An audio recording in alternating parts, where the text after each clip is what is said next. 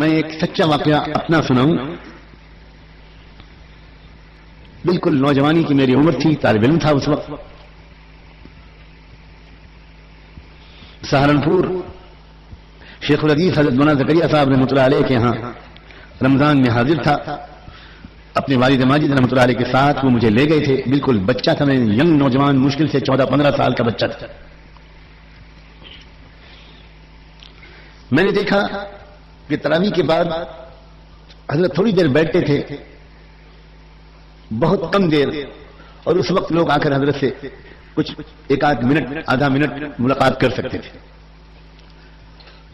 تو میں نے دیکھا کہ 10-12 سکھ لوگ وہ ایک لائن لگا کر بڑے ادب اور احترام کے ساتھ، سر پہ ان کے پگڑی اور بڑے ادب کے ساتھ وہ پانی کی بوتلیں لیے ہوئے لائن لگا کر حضرت کے پاس حاضر ہوئے، اور ہر ایک نے اپنی کوئی پریشانی کے لیے حضرت سے دعا کروائی، پانی پہ دم کروایا، اور پھر بڑے ادب کے ساتھ الٹے قدم کہ کہیں پیٹھ کمر حضرت کی طرف نہ ہو جائے، اور وہ الٹے قدم پیچھے واپس گئے. میرے اندر ایک بے چینی پیدا ہوئی. میرا مزاج ہمیشہ سے ایک عجیب طرح کا رہا ہے. تو میں ان کے پیچھے پیچھے باہر نکلا. میرا دل چاہا کہ میں ان سے کچھ بات کروں. خوش قسمتی سے وہ لوگ باہر گئے تو آگے جانے کے بجائے ایک ہوٹل میں بیٹھ گئے. کچھ چائے وائے پینے لگے.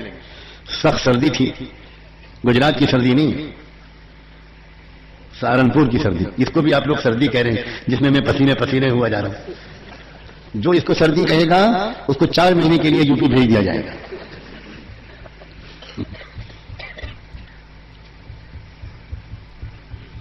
میں وہاں جا کر ان کے پاس ہوٹل میں بیٹھ گیا.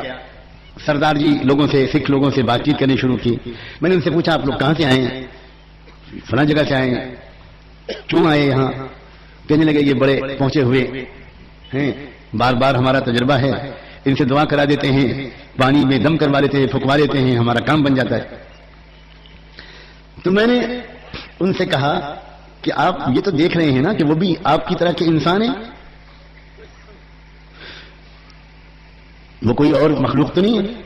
تو اگر وہ انسان ہوتے ہوئے ایسے بن گئے کہ ان کی دعا میں، ان کی پھونک میں اتنا اثر پیدا ہو گیا، تو آپ لوگ خود کیوں نہیں کوشش کرتے ہیں کہ ایسے انسان بن جائیں؟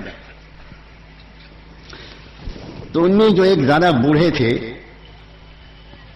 وہ بولے بیٹا صاف کہو نا، بچہ صاف کہو نا، یہی کہنا چاہتے ہو نا کہ ہم مسلمان ہو جائیں. اب میں ڈرا، لیکن اب تو تیر کمان سے نکل چکا تھا. میں نے کہا کہ ہاں میں یہی کہنا چاہتا ہوں. کہنے لگے دیکھو بچہ، اگر یہ مسلمان ہونے کی وجہ سے ہوتا تو سب مسلمان ایسے ہوتے. میں تو کاروباری لائن کا آدمی ہوں، ہم لوگ ٹرانسپورٹ کے کاروبار ہے، پورے ملک میں ہماری گاڑیاں چلتی ہیں، سینکڑوں مسلمانوں سے ہمارے تعلقات ہیں. ہم یہ دیکھتے ہیں کہ جتنے پاپ ہم کرتے ہیں اتنے ہی مسلمان بھی کرتے ہیں. ہم جھوٹ بولتے ہیں، مسلمان بھی جھوٹ بولتا ہے. ہم عورتوں لڑکیوں کے پیچھے بھاگتے ہیں، وہ بھی بھاگتے ہیں. ہم رشوت دیتے لیتے ہیں، وہ بھی کرتے ہیں. تو بچہ یہ مسلمان ہونے کی وجہ سے نہیں ہے، یہ تو کوئی دیوتا ہوتے ہیں، کوئی اوتار ہوتے ہیں، ان کے اندر یہ گن پیدا ہو جاتے ہیں. ہمارے یہاں بھی ہوں گے، لیکن ہم کو جانا پڑے گا، پھر امرتسر جانا پڑے گا. ہم لوگ یہاں رہتے ہیں، ہم تو ان کے پاس آ جاتے ہیں، ہمارا کام بن جاتا ہے. بچہ یہ مسلمان ہونے کی وجہ سے نہیں ہے. سمجھ رہے ہو؟ کروڑ لوگ اسلام سے دور میری اور آپ کی وجہ سے ہیں.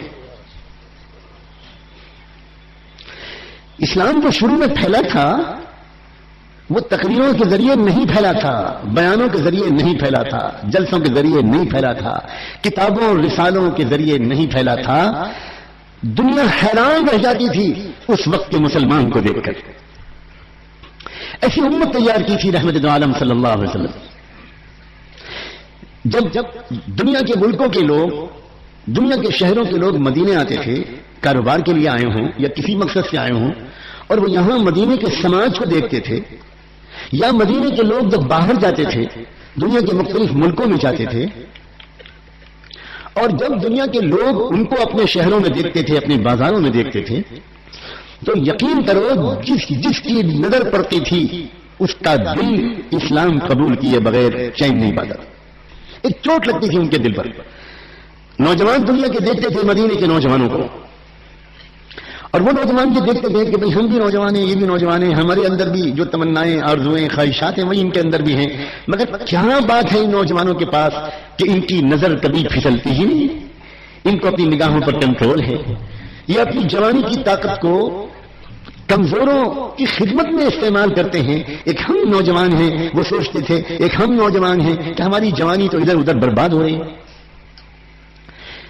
دنیا کے تاجر مدینے کے تربیت یافتہ تاجروں کو دیکھتے تھے، وہ تاجروں کی تقریریں نہیں ہوتی تھی، بیانات نہیں ہوتے تھے، اور وہ تاجر ان کو براہ راست کلمے کی دعوت بھی نہیں دیتے تھے۔ پورے وثوق کے ساتھ یہ بات کہہ رہا ہوں۔